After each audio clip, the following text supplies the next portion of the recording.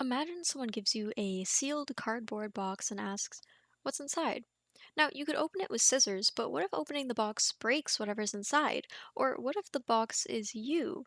For most of human history, if doctors wanted to see what was going on inside your body, they had to open you up. But today, we have giant $1 million machines that can look right through your skin, bones, and brain without leaving a single scratch. Let me introduce you to the MRI, which stands for Magnetic Resonance Imaging. It looks like a giant glowing donut that makes an insane amount of noise, but inside that tube is one of the most clever tricks in all of physics. Today, I'm breaking down how an MRI turns the invisible water inside of your body into ultra detailed pictures. And along the way, we'll see how it compares to its cousins, the CT scans, PET scans, and the humble X ray. And don't worry, no prior knowledge is needed here because I knew absolutely nothing about how these machines worked before making this video, so I'll do my best to explain everything from the ground up. But let's dive into it. To understand an MRI, we're not going to start with the machine, we're going to start with us. Your body is roughly 60% water, along with plenty of fats and proteins, and that means that your body is absolutely packed with hydrogen atoms, because water is made of two hydrogen atoms and one oxygen atom, hence H2O. Now, you might have heard that everything is made of atoms. Atoms are the building blocks of everything in our world. So, water, hydrogen, and oxygen are also composed of atoms. Atoms are made of protons, neutrons, and electrons. What makes elements different from each other is the concentrations of electrons, protons, and neutrons in their atoms. Specifically, the number of protons an element has identifies the element, and the number of electrons dictates how it reacts chemically. So each element has a differing number of protons. This is how the periodic table is organized. The number of protons in an element is called its atomic number. So, since hydrogen is first on the periodic table, it means that it has one proton. Protons each act like tiny spinning magnets. These tiny magnets point in totally random directions, but because they're all pointing in different directions, their magnetic forces cancel each other out. So there's not really any significant magnetic signal coming from them. I hope that all made sense, but if it didn't, just stick with me because I swear I'll continue to tie things together as we go, which might make it a little bit easier. So now we can put the pieces together and tie that into an MRI. An MRI machine contains an enormously powerful magnet. Although an MRI scanner just looks like a big plastic tube, under that cover lies one of the most powerful magnets humanity can build. To give you an idea of how strong it is, Earth's magnetic field is about 0.0005 Tesla. By the way, if you're thinking about the car Tesla, Tesla is actually just the name of the standard unit of measurement for magnetic field strength.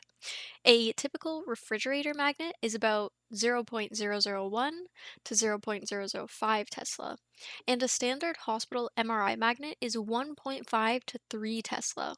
So, what I'm trying to say here is that an MRI magnet is insanely strong.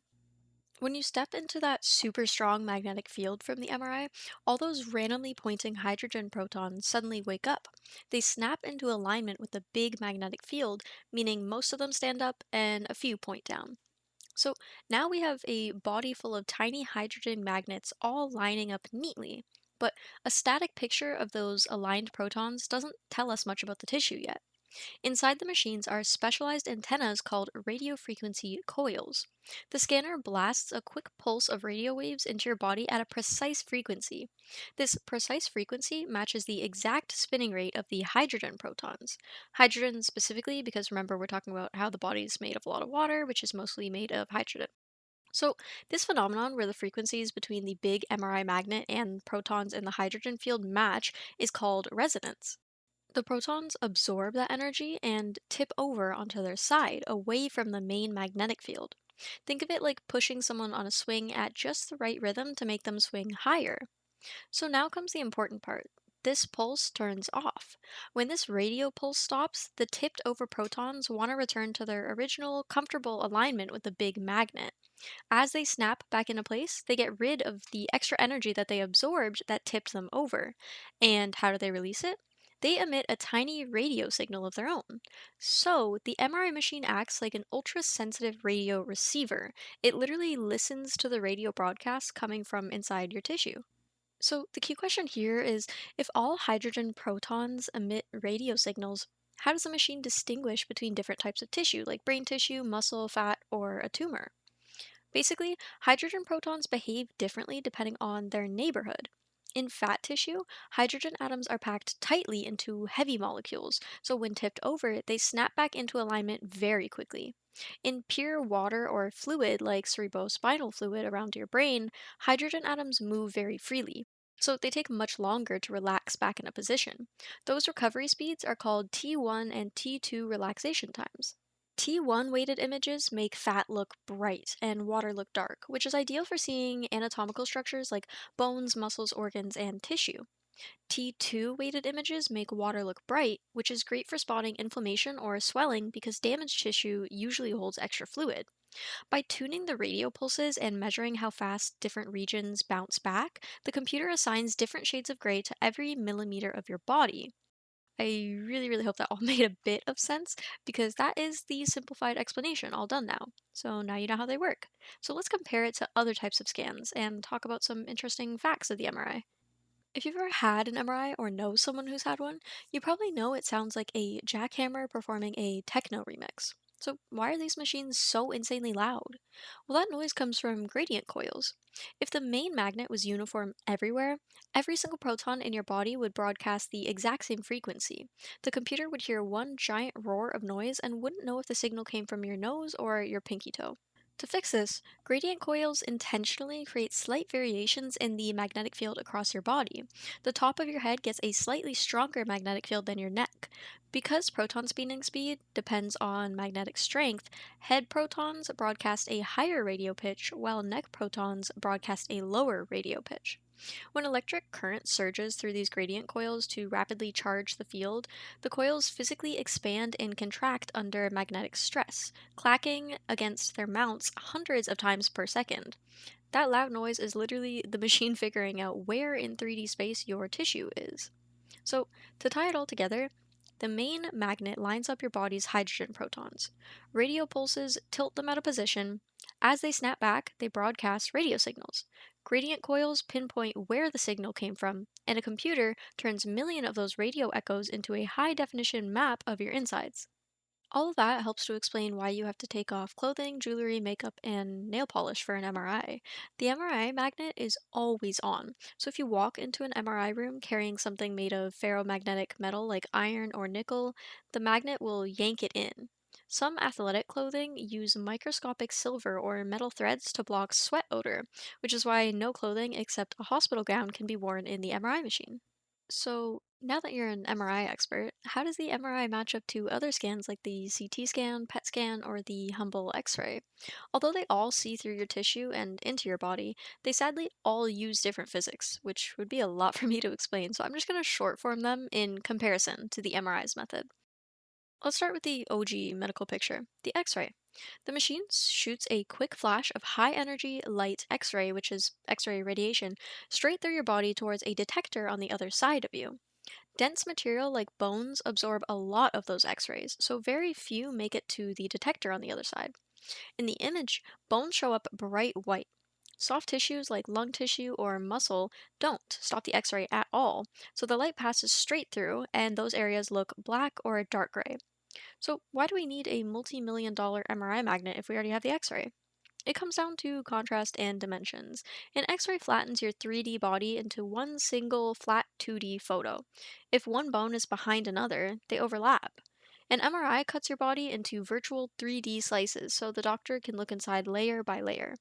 X rays are amazing for spotting a broken bone, but if you tear a ligament in your knee or bruise your brain tissue, an X ray is mostly useless because soft tissue all looks the exact same shade of gray. CT scans are like taking hundreds of 2D X ray pictures in a 360-degree circle around you and then stacking them into a 3D model. It's lightning fast and amazing for dense stuff like bone or fresh blood after trauma. Inside a CT machine, there's an X ray tube on one side and a detector on the other. When the machine turns on, that whole ring spins around your body in a fraction of a second, shooting thousands of tiny X ray beams from every different angle. So it's basically just a ton of X ray pictures from different angles to create a 3D model. CT scans are great because they're super quick. A CT scan can show internal bleeding, organ damage, or complex bone fractures in less than 60 seconds. But because it uses X rays, a single chest CT exposes you to roughly 100 to 200 times more radiation than a standard chest X ray. So doctors try to only use them when speed is critical. PET scans are functional. So while X rays, CTs, and MRIs look at structure, a PET scan looks at metabolism, meaning how your cells are behaving, not just looking.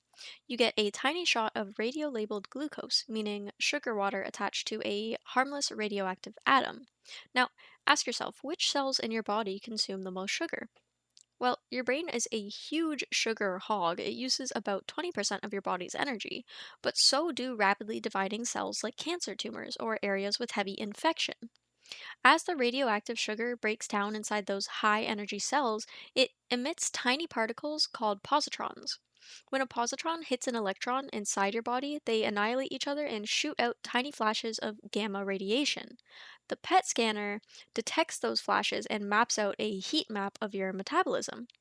So, in terms of real world use, doctors use PET scans to see if a tumor is growing or shrinking during cancer treatment, or to detect early signs of Alzheimer's disease by checking which part of the brains have stopped burning sugar efficiently. But PET scans don't give sharp anatomical pictures on their own. That's why hospitals almost always combine them into a PET CT or PET MRI machine. So, to summarize, x rays are best for spotting broken bones, MRIs are best for brain imaging torn ligaments and soft tissue damage, CT scans are best for ER trauma involving internal bleeding or chest or lung scans, and PET scans detect cancer growth and brain metabolic health.